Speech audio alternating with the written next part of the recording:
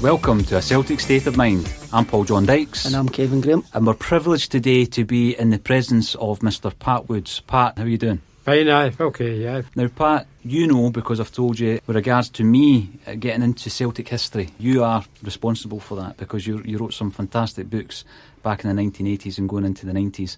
I'm also really interested about the dedication of yourself looking into the Lisbon chapter in Celtic's history. And that's what we're here to speak about today. Lisbon, Big Billy and Stevie, who we've sadly lost.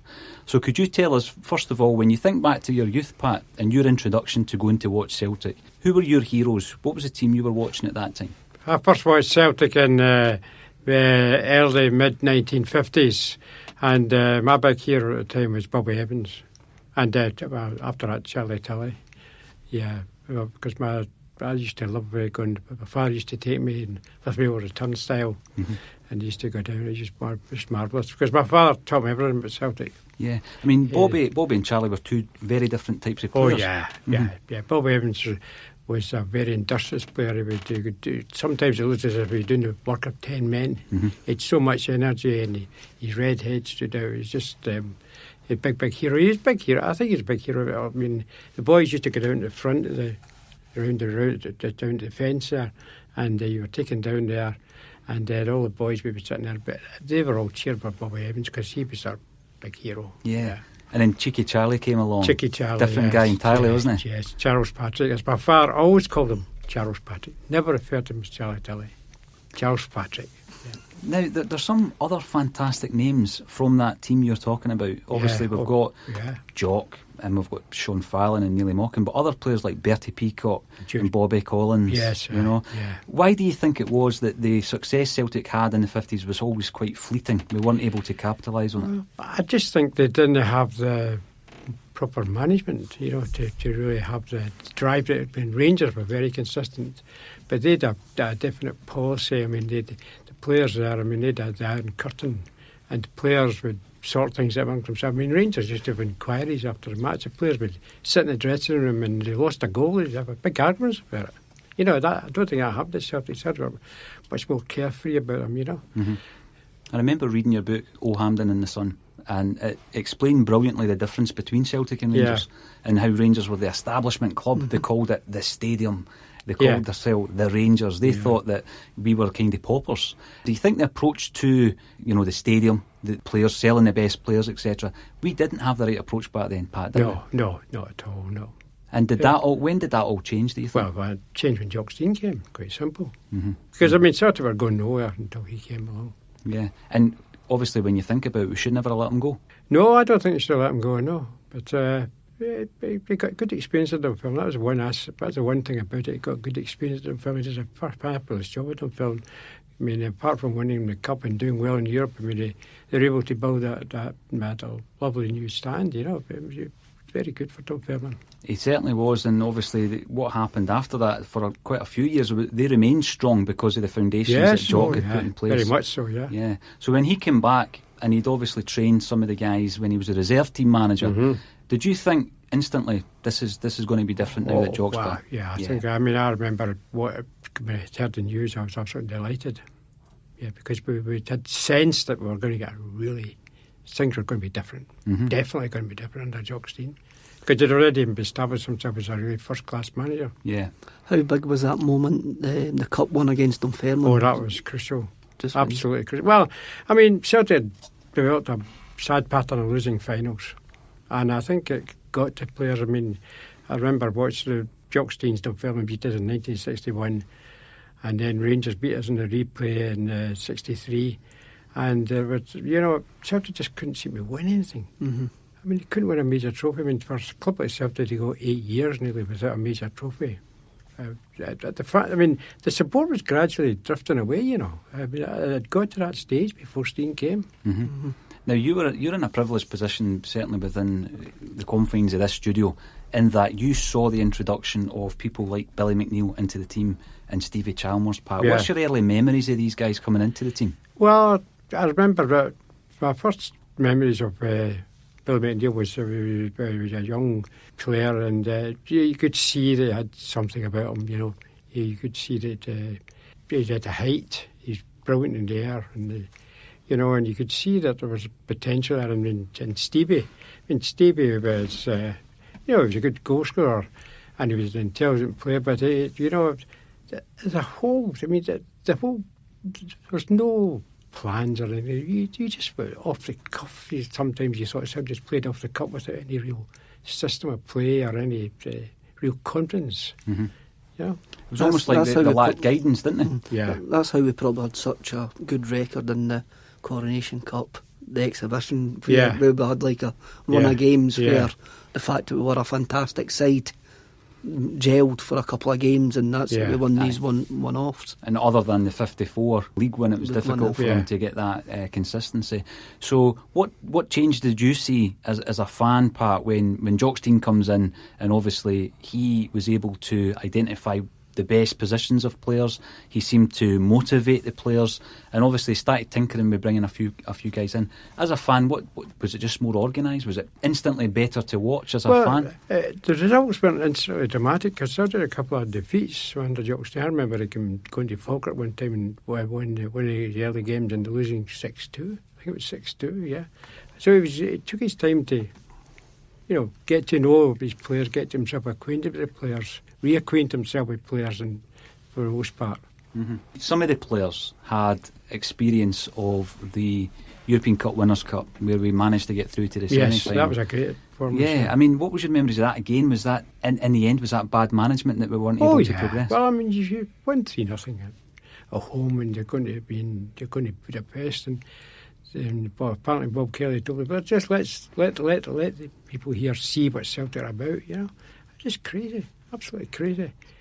He's a romantic kind of figure, Bob Kelly, he had this romantic notion about football. But the game was changing. The game has now become more and more professional throughout Britain. I mean, you just couldn't afford to play the way that Celtic had been playing it off the cuff, and you just had to have a system of playing. You had to have a plan where you're going. Yeah, and they knew. Stein had very definite ideas about that. Yeah, you read some of the things you sent me for the Neely Mockin book, where they're talking very early about playing on the world stage. Yeah, and they're talking about that in 1965. Yeah, so they knew exactly what they were aiming towards, didn't they? But Stein knew exactly what he wanted. Yeah, he definitely did. Yeah, we went from finishing 8th in the league. Yeah, to 2 years later. Yeah. Playing in the World Club Championship against Racing Club. Wow. I mean, that transformation is incredible. How difficult was it to keep up? As a fan, 1 minute you're also Rans, next minute you're in the European Cup final. Yeah, but I say to people, if you'd have told me in early 1965 that in 2 years Celtic would win the European Cup, you'd have been certified. You'd have taken you would have put your institution seriously. I mean, you just could not see that club going anywhere. Never mind European champions. Extraordinary. I think it's one of the most extraordinary stories in the history of football. History of sport, isn't it? It's a remarkable turnaround. It's like cinematic. Yeah. It's the kind of thing that you would read and say that's not going to happen. Well, you see, what he did was he recognised that Celtic had become really a cup team until he arrived, or basically had become known for the cup. Being a cup team because they didn't win the league. Won the league after the war, the period after the war until he came, won league championship. I mean, it was the cups that they looked to. But he changed that. He was determined they were going to have consistency, they were going to be consistently challenging for the league, and he was determined. I've spoken to a few of the guys who were involved when Jock came in. One of them, who hadn't made his first team debut, was George Conley, but he spoke about the changes in the training when Jock Stein came in. Yeah. Where Jimmy McGrory would be smoking his pipe, normally not on the training ground. Yeah. All of a sudden, Stein comes in, introduces footballs, which was a strange introduction when we're meant to be playing football. Yeah. So was he before his time? Was he someone who went and studied the game?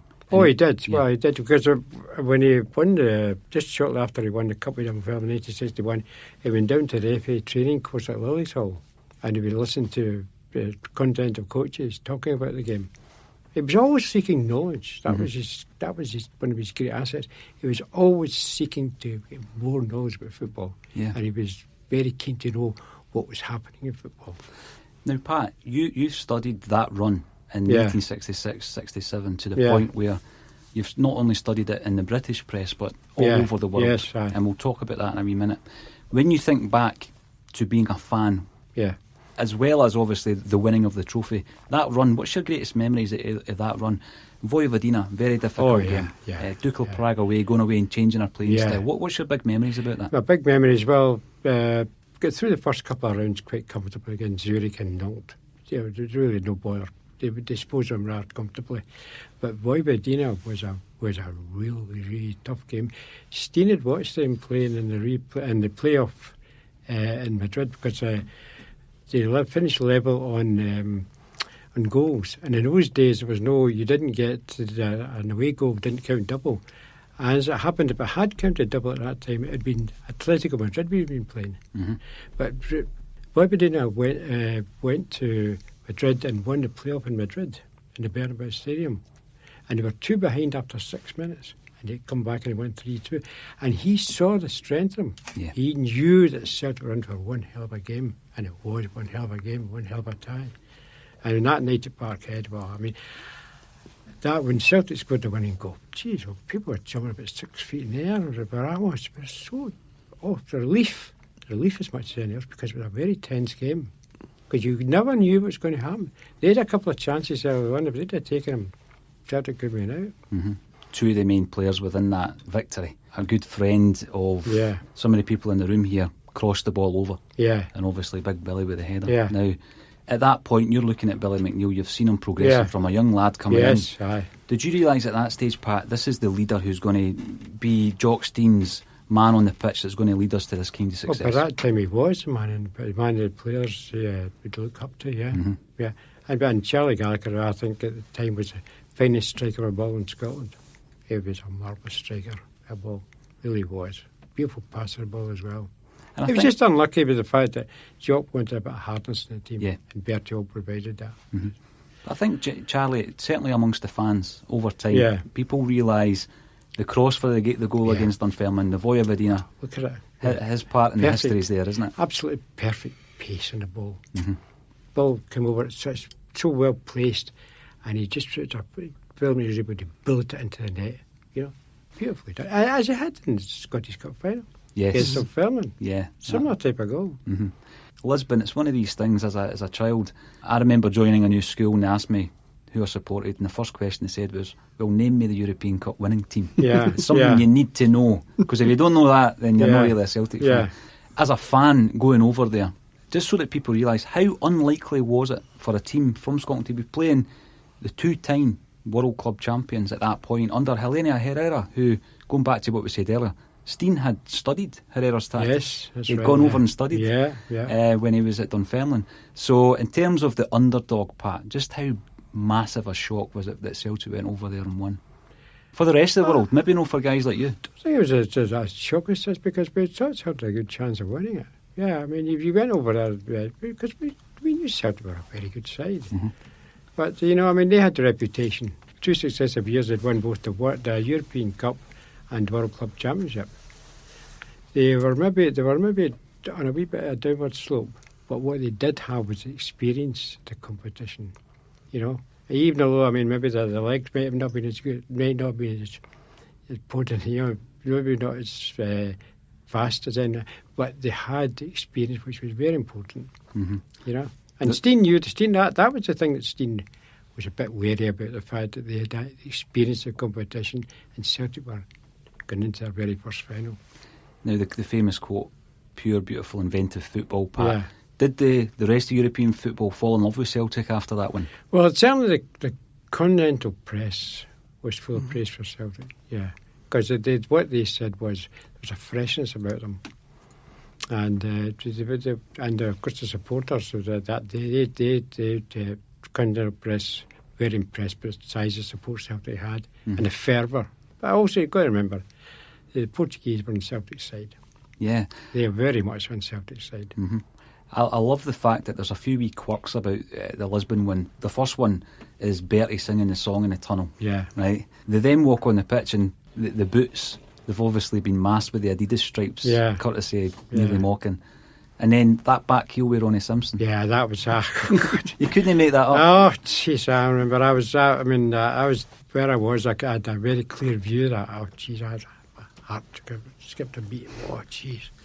I mean, he'd put all his experience to bear. I mean, he must have known what he was doing. But it was quite unlike him, wasn't it? It was, to do something like that. Yeah. But he got away with it. He certainly did. Yeah. How did you travel to Lisbon, Pat? Well, this is the thing. For starters, I might not have been in Lisbon because I'd swithered about going for financial reasons. And I phoned up a friend of mine, a colleague who used to work in... I worked at Woodside Library at the time. And a colleague who worked in Maryhill, a guy called Joe Henry, a big Celtic fan. And I phoned him and talked it over. I said, well, I'm down. He said, listen, go. He says, because if you don't, you'll live to regret it. And he was right. Absolutely right. Best piece of advice I got. The two iconic images, obviously, is the winning touch by Stevie and then Billy holding aloft that massive trophy. Yeah. I mean, you saw that. Is that still in your mind's eye, Pat? Oh, yeah. Because I've been brought up just seeing the images, the black and white images. That's in your mind's eye. How important were they two figures to the history of Celtic Football Club? Oh, very important. Well, I mean, talking about Stevie, Stevie was singled out by the French, the most prestigious sports magazine in Europe, L'Equipe. It was they put two people that stood out in the final for them, for their reporters, was Tommy Gemmell, which everybody was money match in virtually every continental report, and Stevie Chalmers. They were taken by the way Stevie Chalmers' role in that game, because he didn't play as an orthodox centre forward. He was there to keep the inter-defence occupied by his running off the ball, and the idea was that he would allow the players, the bombardiers like Gemmell and Murder to come through and have shots at goal. That's what Steve, because Stein knew you couldn't play the old way of pumping the ball into the box and hoping this big centre forward to get him.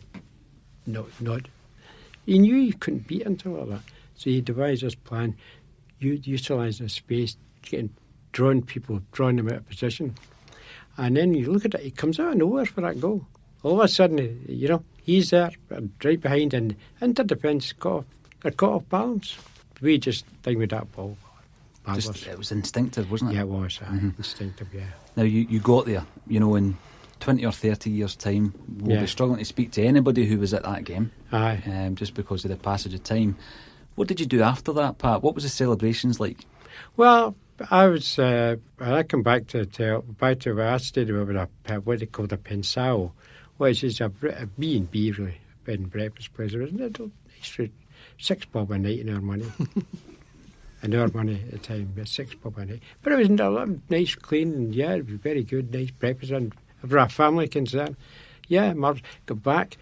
There was a soldier who had travelled from Germany to see the game, and he got there too late. And he was in real distress. He was really upset. Tried to calm him down. So we and a friend who were there, Tommy Collin, who had met, and he'd hitchhiked from Eyemouth. I'd met him in Estoril. I went down the day before the final. I went down to Estoril to Celtic's hotel, and I met Tommy there. As I said, he travelled down from. He'd hitchhiked all the way from Eyemouth. First of all, he's got a fish lorry, right, and then it started from there, and he made his way across. And we went out and we went to a cafe nearby, and we did quite a quiet celebration. You could hear a noise in the background, That transformation from also runs in the Scottish League to winning the European Cup, at what point do you then start to consider what next? Where do we go from here? It's very difficult. Mm-hmm. It's very difficult to get yourself... Because I feared for Celtic after that, because you sensed it would be difficult for them to get back. What do? You won everything. Mm-hmm. You've made history and you won everything under the sun. Difficult to get yourself revved up for a new season.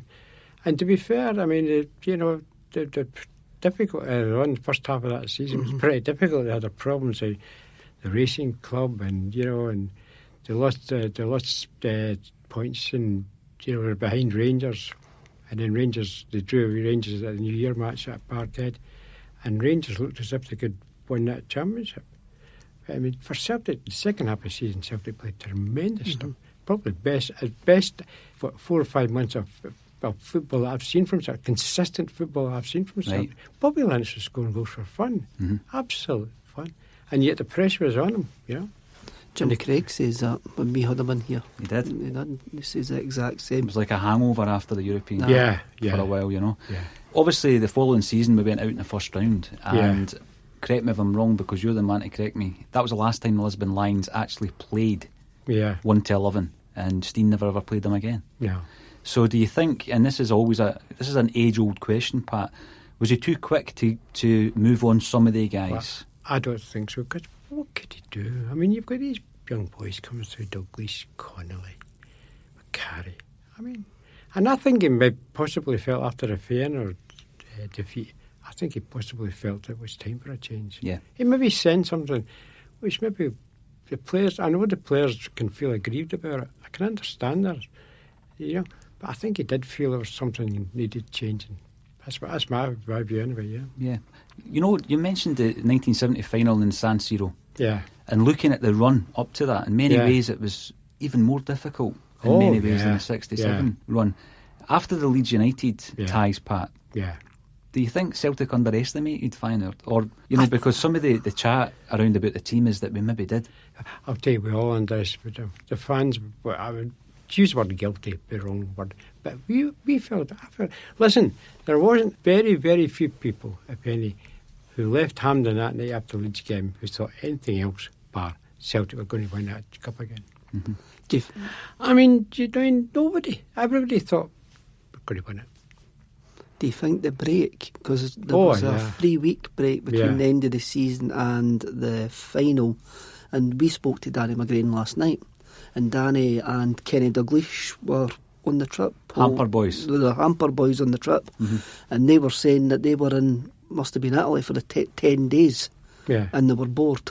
Yeah. So I wonder if that affected the squad. I think that the problem was that they were cooped up, and strangely, they never visited the stadium before the final.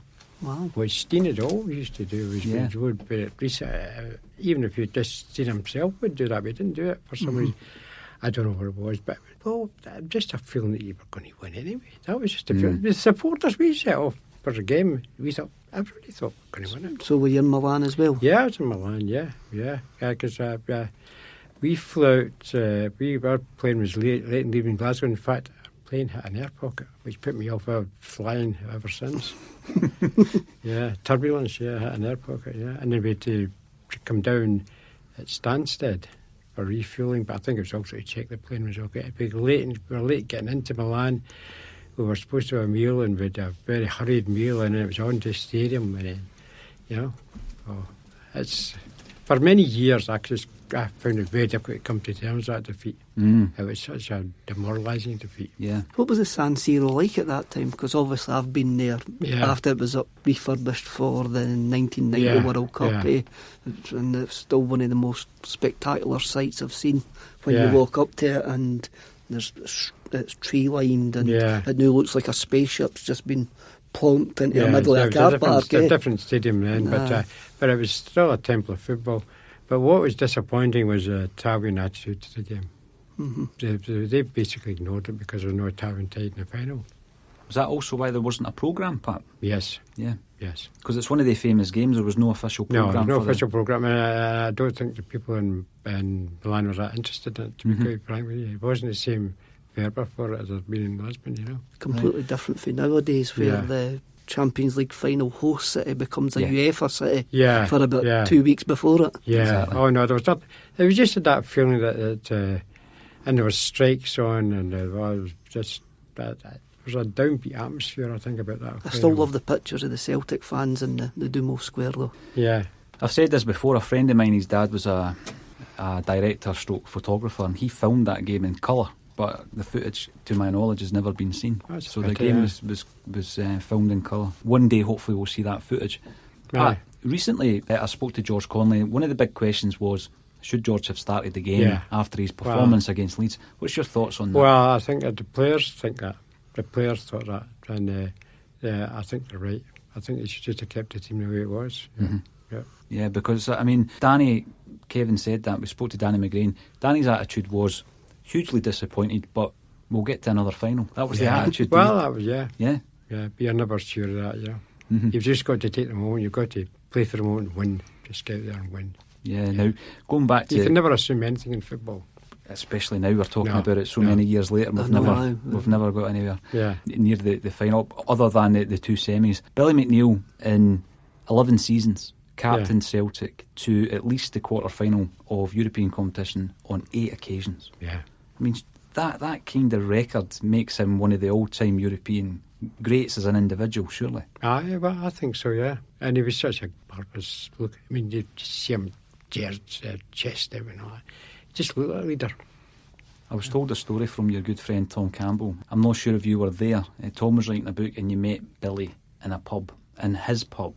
Yeah. And after you came down the stairs, after having a cup of tea and having a chat, he was getting ready to walk into the bar. Yeah. But it became the tunnel, and he started fixing his hair and fixing his shirt because he was so used to, I'm Billy McNeill. Yeah. Just before he walked out. Was that yourself that was writing that book with Tom?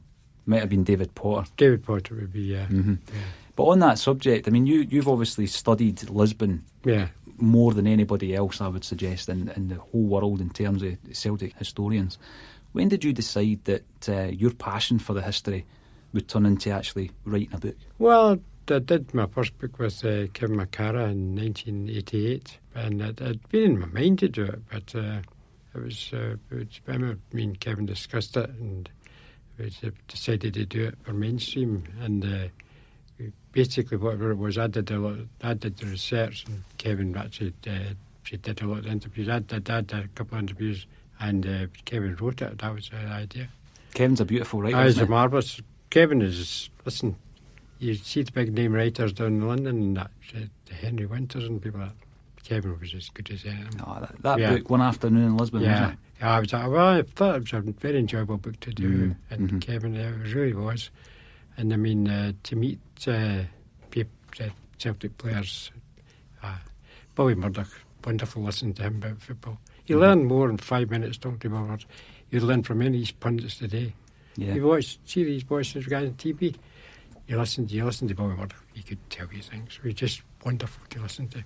Yeah, and I think that when I asked you the question earlier about letting guys go away early, I think Bobby Murdoch's the one that a lot of the players, his teammates, felt could have had an influence, maybe not every week, but he might have helped some of the young guys, and he proved that when he went to Middlesbrough. Oh, he did a very good job at Middlesbrough. He just was unlucky. The directors were selling the players under his, because he was hugely influential with Graham Souness, wasn't he? As a young guy. Oh, yeah. And I mean, don't forget that we got a promotion. Yeah. When Bobby went there. Yeah. He tried to sign George Best. Yeah. George Best was playing in America. The Northern Ireland manager had said that if Best started playing football again in England, he would go to the World Cup in 1982. Can you imagine that? Aye. George Best at a World Cup. And the deal was Bobby Murdoch tried to sign him, but his Miss World wife or girlfriend at the time didn't fancy moving to Middlesbrough. Yeah.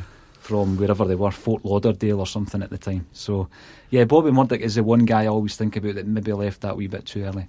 Quite possibly, yeah. I mean, a lot of the injury problems, that was the big problem with Bobby. Yeah. Now, you wrote One Afternoon in Lisbon, the other book that was very influential, certainly for me and for many other people who have embarked on writing a book on Celtic, was The Glory and the Dream. And for years I took it for granted that Tom Campbell named that book. He told us it was your idea to name it The Glory and the Dream. Yeah. So how did your relationship with Tom come about, and how did that develop? Well, what happened was that Bob Cramsey, I was friendly with Bob Cramsey, and Bob Cramsey, we talked about Tom Campbell's book 1945 to 70, which was a terrific book, and we talked about it, and Bob was aware of it, and he got a letter from Tom, and he said he gave me his address, and I was able to contact him, and he come over to Glasgow he was coming over to Glasgow anyway for some match, and that's when we met, and decided to collaborate on that book. But when you read that, Pat, again, were you on the kind of research duties? Were you going to the library? Yeah, I was going to spend that. But it was great fun. I mean, it was hard work. I mean, you're working away, you spent many hours, but it was enjoyable. Very You were enjoyable. unearthing things that hadn't really been recorded in terms of a Celtic history book, weren't you? Well, you hope so, yeah. Yeah. It was really, I still enjoy doing it, yeah. It's the Celtic Bible for me. It is. It's Why not- it wasn't an official release, though, that's the strange thing. Did Well, the club wasn't too happy about, basically rather unhappy about the fact about 1887. We had them down as being formed in 1887, and they didn't like that. because Yeah, for yeah. years, obviously, they had always used Yeah, 88. that's right, yeah. I think they've acknowledged it, though, haven't they? Really, they have acknowledged since it. I think the 125th anniversary, and they have Yeah. acknowledged it. But Yeah. it was people like yourself and Tom who were doing the legwork to establish that, and we've got other historians now who are doing similar things. But you enjoyed that, and obviously since then you've had a part to play in a number of books. Yeah. Old Hampden in the Sun, again, great book, With Peter fantastic. Burns, yeah. Fantastic book. Really enjoyed that, and obviously used that for research when I was writing about Nearly Mocking. So you've done Celtic history books. Yeah. There's been a number, and quite recently you wrote a book about Lisbon. Yeah. You finally got a book out Yeah. about Lisbon as well. So what's your plans, Pat? Is this something that you're quite happy you've done your bit, you're not going to do anymore? Oh, yeah. You're not gonna write anymore? I don't envisage myself doing it anymore, unless it's something particularly appealed to me, but I don't think I could, I don't think I could be doing any more. That's the situation at the present moment anyway. Yeah. How long did it take to write The Glory and the Dream? Oh, well, let me see now. Well, I think it must be at least 3 or 4 years, I think.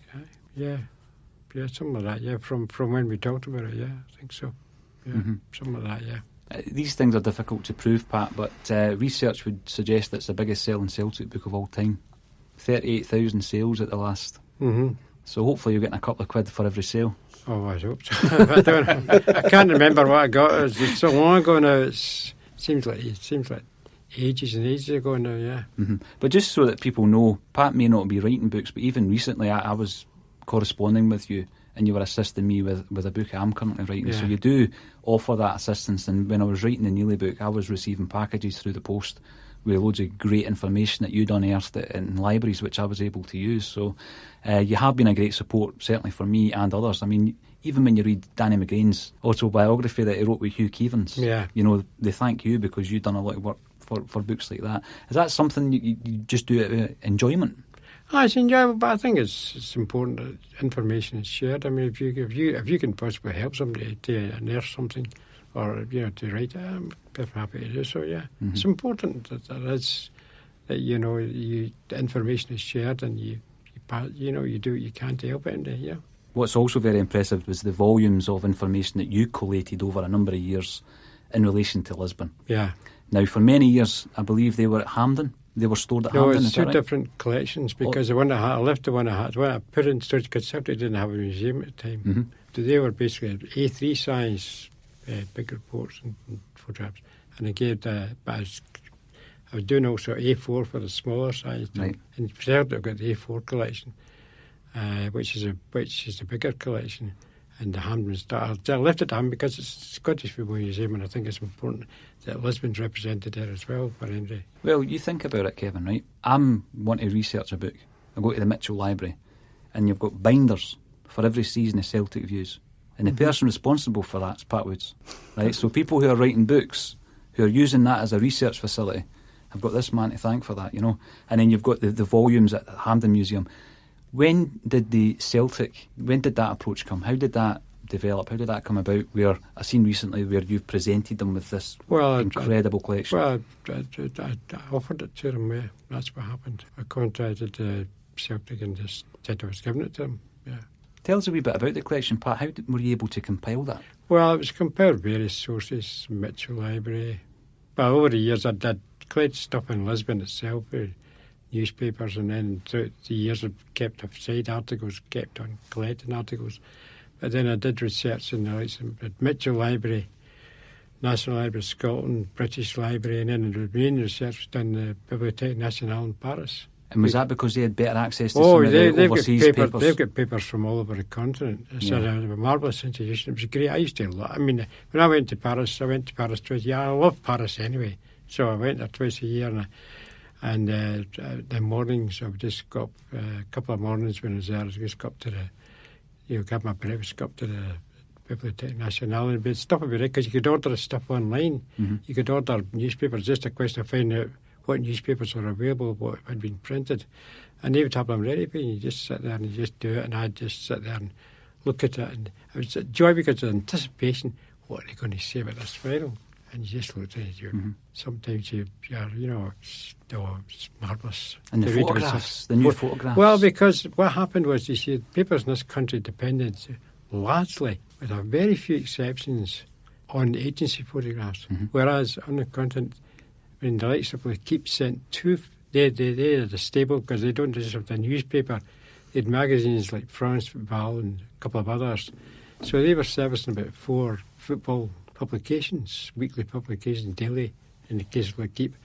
They sent 2 photographers to Paris. To Lisbon, to cover the final. And that's why there's such a multitude of photographs you'll see. I mean, the photographs you tend to see that are not agency in this country, they're kept.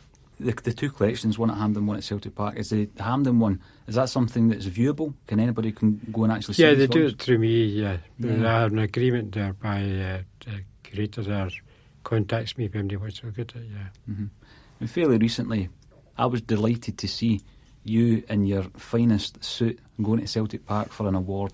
I know about that, yeah. Ambushed. I was ambushed. Yeah. Tell us about that and how proud you were. I mean, were you basically told you're going to an award ceremony? Listen, I was absolutely shocked when that came about. I was just sitting there. I think it was just after the meal, and just sitting there drinking all this, and the presenter started talking about, this guy did what. I said to myself, Christ, that's me. God's sake, and then they got me at it. But I was nervous. I'll tell you something, I was really, I mean, I'm not I'll play at home in these kind of situations, And I really did feel very, very nervous. But it must have filled you with a great sense of pride. Well, yeah, up to a point it did. Yeah, it did. It's nice of them to do it, but it's not my scene, to be quite frank with you. So where's the award sitting? It's in my house, yeah. Lovely. Yeah. Lovely. But as I say, other people that come along years afterwards, they are, indebted to people like you for doing a lot of the groundwork and, going to the Mitchell and looking through various things that you've been there before. Your fingerprints are on these papers because you put them together, and that assists people, in future generations to create more content for Celtic fans. So you've left a legacy. Well, I'm just happy to help people that want to do it, to do research. That's an important thing.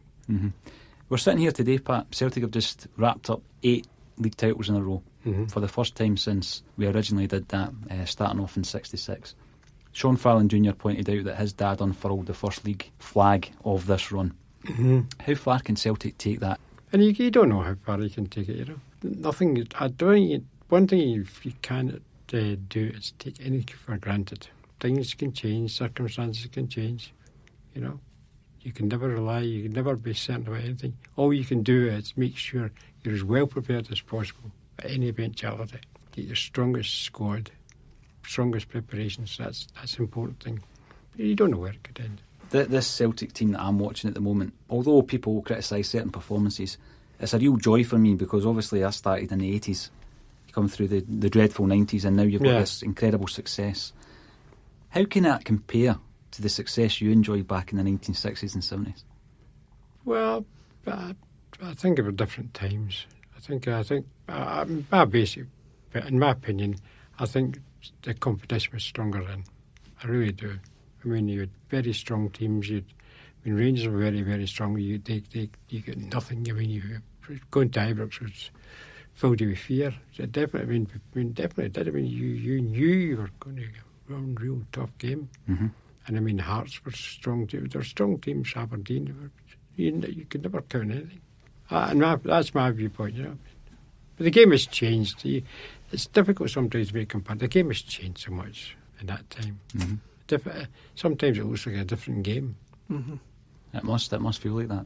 Now, Pat Woods, I feel privileged to spend some time with you today, so all that's left for me to say is a big thank you for coming along, not only helping me out with regards to my own research, but coming along and appearing on a Celtic State of Mind to pay tribute to Billy McNeill and Stevie Chalmers. Yeah. So thank you very much. Thank you. Thank you. Thanks very much, Pat. Thank you. A Celtic State of Mind can be found at axom.net. We're sponsored by Fansbet, the betting company by fans for fans.